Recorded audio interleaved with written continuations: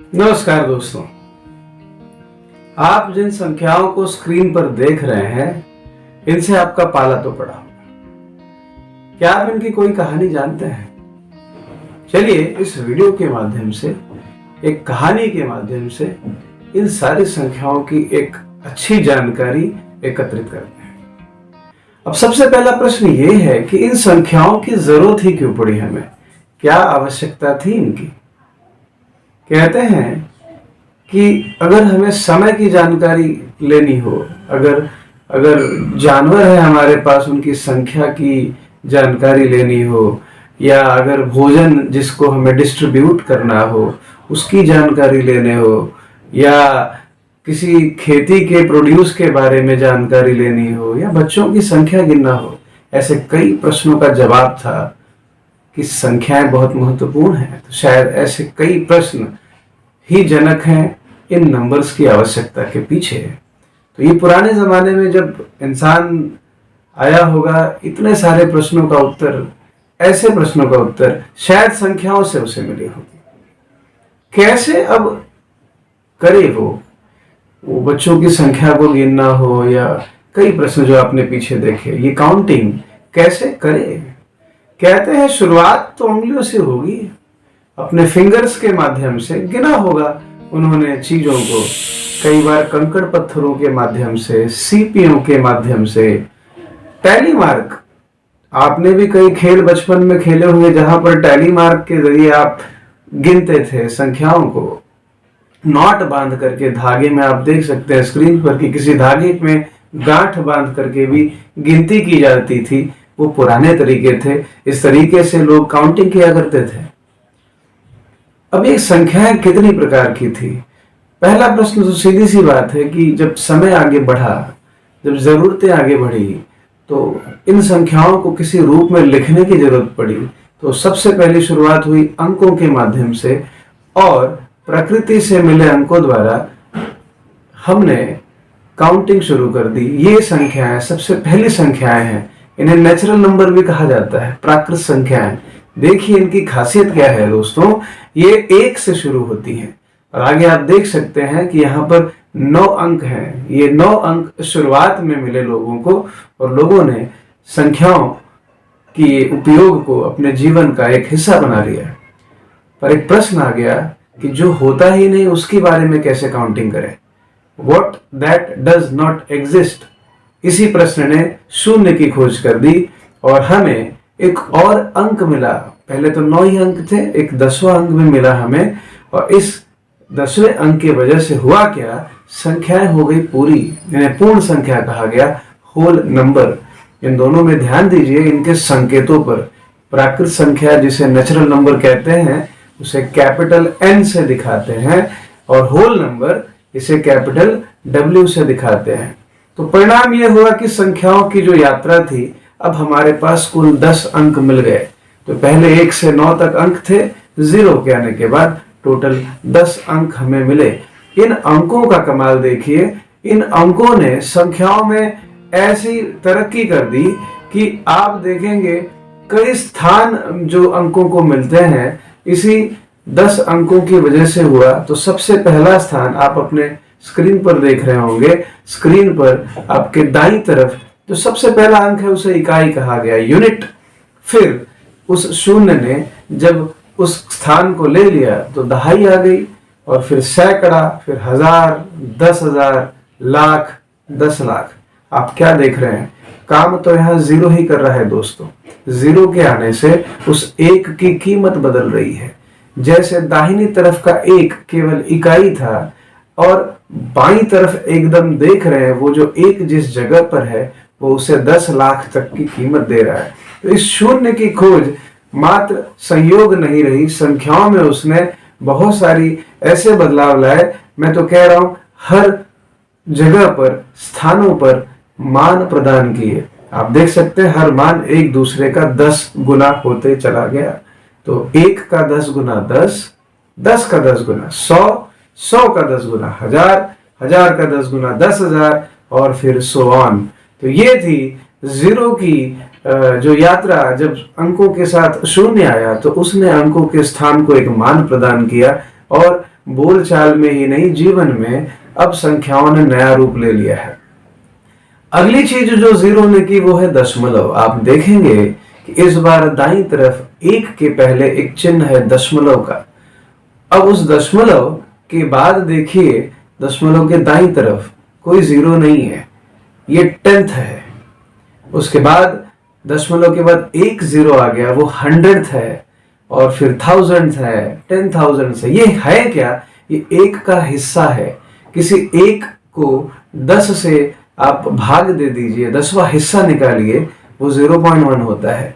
एक का 100वां हिस्सा 0.01 होता है।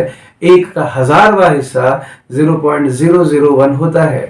अगर इन बातों को आप समझ पा रहे हैं तो चलिए इस उदाहरण को देखिए। आपके सामने एक बहुत बड़ी संख्या मैंने रख दी है, और इस संख्या में आप क्या देख रहे हैं कि अगर मैं पूछूं आपसे कि जो आपको 5 नजर आ रहा है वो डेसिमल पॉइंट यानी दशमलव के किस ओर है, आप कहेंगे वो तो बाईं ओर है सर। यस, वो बाईं तरफ। अब उसका स्थान क्या होगा? वो होगा 100 गुना, ये हो गया 500। यानी आप समझ रहे हैं कि हर अंक को एक मान दिया है उस शून्य ने। जरा दाईं तरफ देखिए, दशमलव के दाईं तरफ क्या हो रहा है? दशमलव के दाईं तरफ मान लीजिए ये अंक 2 है, तो 2 कौन से स्थान पर आप देखेंगे तो वो 100वां हिस्सा बन गया, 2/100। तो देखिए दोस्तों, इन 10 अंकों का कमाल आपके जीवन में जब भी आप दशमलव के सवाल देखते हैं, जब भी आप ये इकाई, दहाई, सैकड़ा, हजार, यूनिट, टेंस, 100 ऐसे सवाल देखते हैं, ये किसका कमाल है? ये है पूर्ण संख्याओं का कमाल। जब तक संख्याएं केवल 9 तक थी तब तक तो चीजें यही थी, पर 0 के आने के बाद संख्याओं में एक बहुत बड़ा बदलाव आ गया। दोस्तों आगे बढ़ते हैं। पुराने जमाने में एक सिस्टम हुआ करता था, बार्टर सिस्टम, लेन देन का नियम। आपके पास गेहूं है तो आप गेहूं दे दीजिए और किसी से चावल ले लीजिए। इस व्यवहार से जब सब चल रहे थे तब तक कोई समस्या नहीं थी, पर जैसे ही पैसा आया, पैसा जब किसी के हाथ से किसी के हाथ में जाने लगा तब कर्ज आया, और जब कर्ज आया तो प्रश्न भी आया कि किसी को दिया गया कर्ज किस रूप में लिखा जाएगा। तो फिर जन्म हुआ एक नई संख्याओं का। अब आप देख रहे हैं वो पूर्ण संख्याएं जो 0 से शुरू हुई थी, उसके बाईं तरफ माइनस में संख्याओं को लिखा गया है। अब आप देख रहे हैं कि एक तरफ माइनस की संख्या है, दूसरी तरफ प्लस की संख्या है, और बीच में वो शून्य है। इसने क्या किया? इसने संख्याओं को एक नया नाम प्रदान किया। ये हो गई पूर्णांक संख्याएं, इंटीजर्स, और इन्हें कैपिटल Z से दिखाते हैं क्योंकि इसका इनिशियल एक जर्मन वर्ड से लिया गया है। तो अब ये नंबर लाइन देखिए, आप कई बार नंबर लाइन सुनते होंगे। What is number line? Number line यही है दोस्तों जिसके ओरिजिन में वो 0 बैठा है, और दाहिनी तरफ पॉजिटिव नंबर है और बाईं तरफ नेगेटिव नंबर है। तो इस रूप में आपने संख्याओं के बढ़ते क्रम को देखा है। ये संख्याएं नेचुरल नंबर से शुरू हुई, शून्य के आने के बाद पूर्ण हुई, और माइनस वाली संख्या आने के बाद पूर्णांक संख्या के रूप में फेमस हो गई। आगे बढ़ते हैं दोस्तों। अब कई बार जब इंसान और ज्ञान पाने लगा और उसकी बुद्धि आगे बढ़ने लग गई, तो उसके मन में आया कि चलो मुझे शासन करना है। अब अगर किसी को शासन करना है तो उसे डिवाइड तो करना होगा। डिवाइड एंड रूल पॉलिसी आपने सुनी होगी। भारत पे भी जब भारत में आक्रमण हुआ था तो कैसे भारत पे शासन किया गया होगा? यहीं के लोगों को डिवाइड कर दिया गया होगा। तो जमीन का डिवीजन हो या लोगों का डिवीजन, इसी हिसाब से शासन हुआ। पर हम तो नंबर्स के गेम में है, नंबर सीख रहे हैं दोस्तों, तो नंबर पर ध्यान देते हैं। मान लीजिए आपके पास 2 एप्पल है और हमें उसे केवल 2 व्यक्तियों में बांट देना है।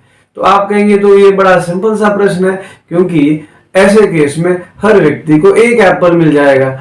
बढ़िया बात है दोस्तों, आगे बढ़ते हैं। मैं प्रश्न थोड़ा कॉम्प्लिकेट कर देता हूं। अब आपके पास मैं केवल 1 एप्पल देता हूं, और अब इस 1 एप्पल को आपको 2 व्यक्तियों में बांटना है।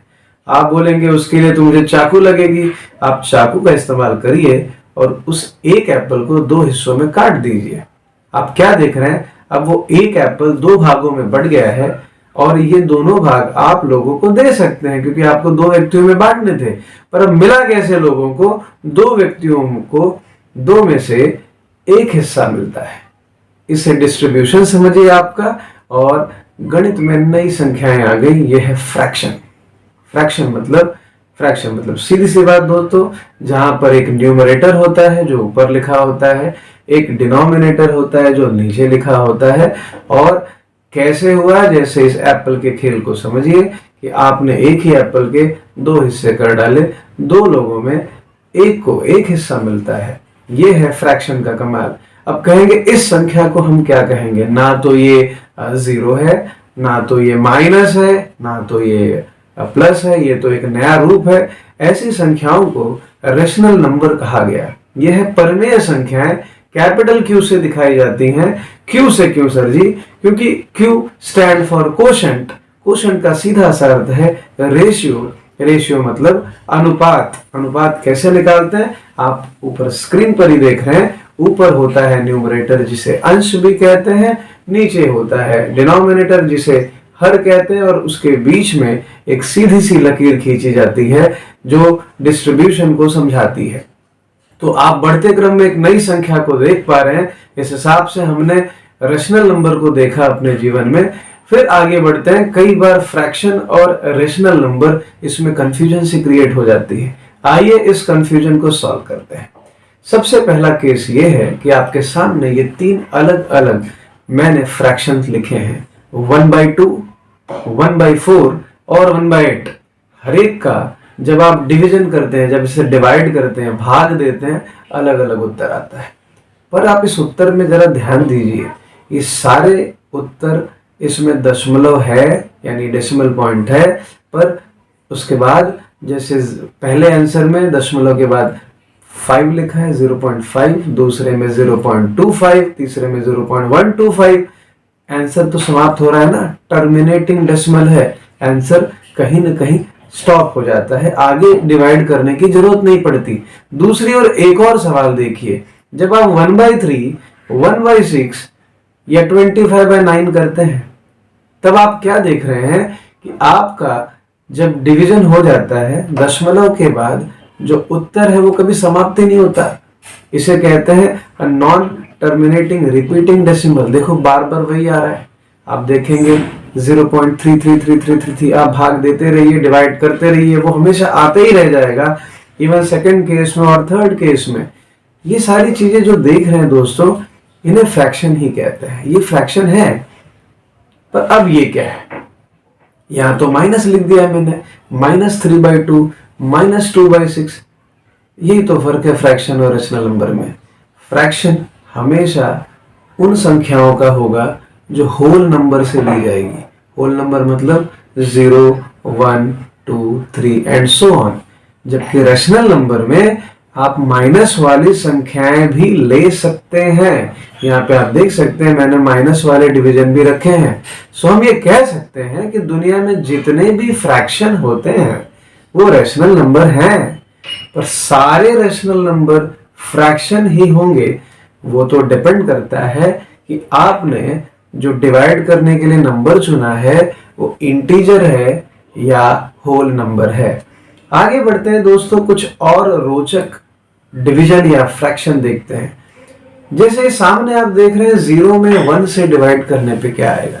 याद रखना 0 में 1 से डिवाइड करने पे आपको 0 ही आंसर मिलता है। पर इसका उल्टा, अगर आप 1 में 0 से डिवीजन करेंगे, 1 को डिवाइड 0 में करेंगे, सीधी सी बात है। मान लीजिए एक एप्पल आपको दिया मैंने और मैंने कहा उसे 0 लोगों में बांटना है, तो ये एक अजीब सा प्रश्न है, एक ऐसा प्रश्न जिसका उत्तर शायद अभी तक किसी के पास नहीं है। ये है इन्फिनिटी दोस्तों, अभी तक डिफाइन नहीं हुआ है। तो आज से ये बात भी नोट कर लीजिए कि किसी भी नंबर में 0 से डिवाइड नहीं कर सकते। याद रखिए डिनोमिनेटर में 0 नहीं होना चाहिए। अगर आ गया तो ऐसा जो भी उत्तर होगा वो इन्फिनिटी ही कहलाएगा आज के बाद। मैथ्स भी इन्वॉल्व हुआ दोस्तों, लोगों ने पढ़ाई की, लोगों ने अपने अंदर विकास किया, इवोल्यूशन हुआ, मैथ भी एडवांस हो गया और फिर नंबर भी एडवांस हुए। देखिए पाइथागोरस का थ्योरम आपने सुना होगा। किसी ट्रायंगल में, राइट एंगल समकोण त्रिभुज में आप सामने स्क्रीन पर देख रहे हैं, अगर उसकी दो साइड्स, दो भुजाओं का मान दिया हो तो पाइथागोरस थ्योरम लगा करके √2 आता है उसके हाइपोटेनस का आंसर, यानी कर्ण का आंसर कर्णी 2 आता है। तो ये √2 क्या है? अब इस √2 का जब आंसर निकाला जाता है तो देखिए कैसा आ रहा है। आप देख सकते हैं स्क्रीन पर 1.4142135623 10 डिजिट तक पॉइंट के, डेसिमल पॉइंट के राइट साइड में ये डिवीजन किया है। केवल √2 ही नहीं दोस्तों, और भी संख्याओं को देखिए, ये √3 देखिए, ये पाई देखिए, ये ई, ये फाई, ये सारे नंबर आप जब देखेंगे तो आप पाएंगे कि यहाँ पर दशमलव के बाद, डेसिमल के बाद नॉन टर्मिनेशन है, कुछ खत्म ही नहीं हो रहा है। सर वो तो पहले भी नहीं हो रहा था, पर यहाँ पर नॉन रिपीटिंग डेसिमल है। आप देखेंगे रिपीट नहीं हो रहा है कुछ भी, आप कितने भी डिजिट तक ये डिवीजन करिए, रिपीटेशन नहीं होता है। ये सब संख्याएं एक नई संख्याएं हैं, इन्हें इर्रेशनल नंबर कहा जाता है। तो जहां पर जब आप डिवाइड करते हैं वो अगर टर्मिनेटिंग हो या नॉन टर्मिनेटिंग हो पर रिपीट होता रहे तो वो सारे रैशनल नंबर थे, जबकि यहाँ पर नॉन टर्मिनेशन है और रिपीट नहीं होता, दोहराया नहीं जाता दशमलव के बाद, ये सब इर्रेशनल नंबर है दोस्तों। तो ये एक नई संख्याओं के बारे में अभी आपको जानकारी मिल गई। तो रैशनल नंबर और इर्रेशनल नंबर अभी आपके सामने आ गया। तो अब प्रश्न है कि जिस स्लाइड से हमने शुरुआत की थी, जहां पर कई ऐसी अजीबोगरीब संख्याओं को आपने देखा होगा, सुना होगा और आज उनकी जानकारी ली, चलिए जरा उसको रिवाइज कर लेते हैं। तो ये वही नंबर लाइन है जिसे देख करके आप अब समझ पा रहे होंगे कि 1 के आगे जो राइट साइड में पॉजिटिव नंबर्स होते हैं ये नेचुरल नंबर्स हैं। 0 के आने के बाद संख्याएं हो गई पूरी, ये होल नंबर है। और माइनस वाली संख्याओं को भी जोड़ लिया जाए, काउंट कर लिया जाए, तो ये सारी रैशनल नंबर्स हैं। और उसके बाद आप देखेंगे इंटीजर्स, रैशनल नंबर और इर्रेशनल नंबर, सारी संख्याएं इसी नंबर लाइन का पार्ट है। तो अब तक आपने कई संख्याओं को सीख लिया। इन सभी संख्याओं को आप हमेशा रियल नंबर कहेंगे। ये सारी संख्याएं रियल नंबर हैं, इन्हें आप क्या कहेंगे? Real number. ओके, आगे बढ़ते हैं। तो ये है इमेजिनरी संख्याओं की दुनिया और कॉम्प्लेक्स नंबर की दुनिया। अब ये कैसी संख्याएं हैं? आते हैं, स्क्वायर नाम की चीज आपने अपने स्कूल में सीखी होगी। किसी सेम नंबर को उसी नंबर में मल्टीप्लाई कर दीजिए, स्क्वायर हो जाता है। जैसे 5 का मल्टीप्लिकेशन 5 में कर दीजिए, ये हो गया स्क्वायर, आंसर आ गया 25। इवन -5 का भी मल्टीप्लिकेशन -5 में करेंगे तो भी 25 आता है। ये क्या है? ये है स्क्वायर रूट की दुनिया। अब जिस उत्तर को आपने एक दिशा में किया, जैसे 5 × 5 25 होता है, तो 25 का स्क्वायर रूट 5 होना चाहिए।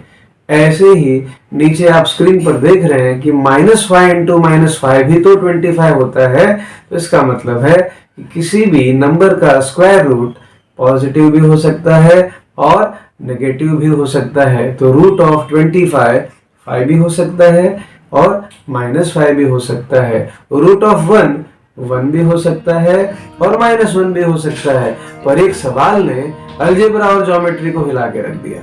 प्रश्न क्या था? प्रश्न बड़ा सरल था कि अगर मुझे स्क्वायर रूट निकालना हो -1 का, तो आंसर क्या होगा? विज्ञान और गणित इसके पास इसका जवाब नहीं था, पर अंत में इसे एक इमेजिनरी नंबर नाम दिया गया और इसके वजह से ये संख्याएं अस्तित्व में आ गई। ये काल्पनिक संख्याएं हैं, वास्तविक नहीं है। इन संख्याओं ने एक नया जन्म दिया और एक नई दुनिया में नई संख्याओं को लाए। कॉम्प्लेक्स नंबर किसे कहेंगे सर? कॉम्प्लेक्स नंबर वो नंबर्स होंगे जहां किसी रियल नंबर को, रियल नंबर वो सारे जो आपने पहले देखे थे, उसमें इमेजिनरी नंबर को प्लस कर दिया जाए या माइनस कर दिया जाए। जैसे ये सामने आप स्क्रीन पर दो संख्याएं देख रहे हैं, 2 + 3i। अब i कौन है सर जी? i आपके सामने स्क्रीन पर लिखा है, ये √-1 है। और -3 -√5 है। ये सारी संख्याएं आपके सामने जो दिख रही हैं, ये नई संख्याएं हैं। इन्हें इमेजिनरी और कॉम्प्लेक्स नंबर कहा जाता है। अब नंबर के टाइप्स में कंक्लूड करते समय आगे बढ़ते हैं। आपने और संख्याओं को अपने लाइफ में आप सुनेंगे, जैसे इवन नंबर क्या होता है, ऑड नंबर क्या होता है। तो इवन नंबर वो नंबर्स हैं जो 2 के टेबल में आते हैं, जिनका डिवीजन 2 से आसानी से हो जाता है। ऑड नंबर वो है जिसमें 2 से डिवीजन होता ही नहीं है या जिसमें 2 से भाग ही नहीं जाता है। आप कंपोजिट नंबर और प्राइम नंबर भी सुनेंगे, जिसे भाज्य और अभाज्य संख्या कहते हैं। ये कौन सी संख्याएं हैं, जरा इनकी बातें समझिए। भाज्य संख्याएं वो संख्याएं हैं जिसमें खुद को छोड़कर किसी और नंबर से भी भाग जाता है, डिवीजन होता है। फॉर एग्जाम्पल 6 ही ले लीजिए। 6 के टेबल में भी आता है, 6 1 के टेबल में भी आता है, तो 6 2 और 3 के टेबल में भी आता है। तो ये वो स्पेशल नंबर है जिसमें खुद को छोड़कर किसी और से भी भाग जाता है। ये है प्राइम नंबर्स, अभाज्य संख्याएं। ये ऐसी संख्याएं हैं जिसमें खुद को छोड़कर किसी और से भाग नहीं जाता है। आप 5 को देख लीजिए, आप 11 को देख लीजिए, आप ऐसी कोई संख्या नहीं पाएंगे जिसके टेबल में 11 आता है। आप कहेंगे सर 11 के टेबल में तो 11 आता है। यस, 11 के ही टेबल में 11 आता है, किसी और के टेबल में नहीं आता। 1 के टेबल को साइड रख दीजिए, उससे इसको कंपेयर ना कीजिए। तो धन्यवाद दोस्तों, इस प्रकार से आपने कई नंबर्स के बारे में सोचा है, समझा है। आप आपके मन में जुड़े सारे प्रश्नों को यहाँ पर पूछ सकते हैं, कमेंट कर सकते हैं। आप कुछ नई संख्याओं को सीखना चाहते हैं तो आप बता सकते हैं।